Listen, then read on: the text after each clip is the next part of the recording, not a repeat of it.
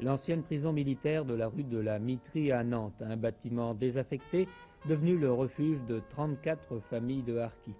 Des familles dont les jeunes enfants n'auront pas connu à leurs premières années le souvenir du brillant soleil d'Afrique du Nord. Bien au contraire, comme elle est loin la lumière de la Méditerranée, comme il doit sembler dur le climat breton à ces gens qui ont quitté leur patrie et qui n'ont pas encore trouvé chez nous un vrai foyer.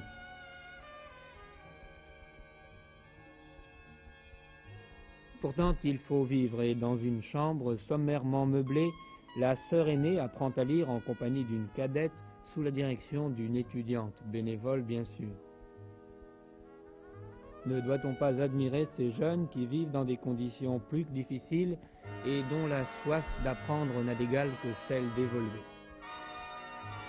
Conditions difficiles, est-il besoin de le dire et de le préciser sur ces images?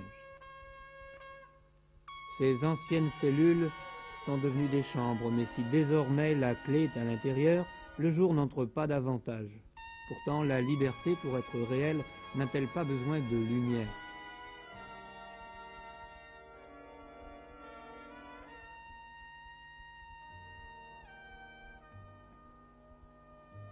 On vit quelquefois à 7 dans certaines chambres.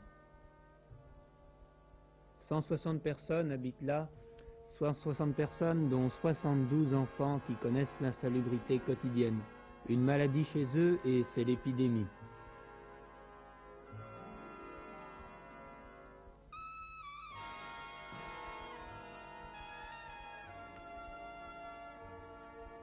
Il existe un comité d'aide aux harkis. Nous savons que nous ne parlons jamais en vain des misères à soulager. Alors, vous avez vu ce soir, n'oubliez pas et soyez généreux.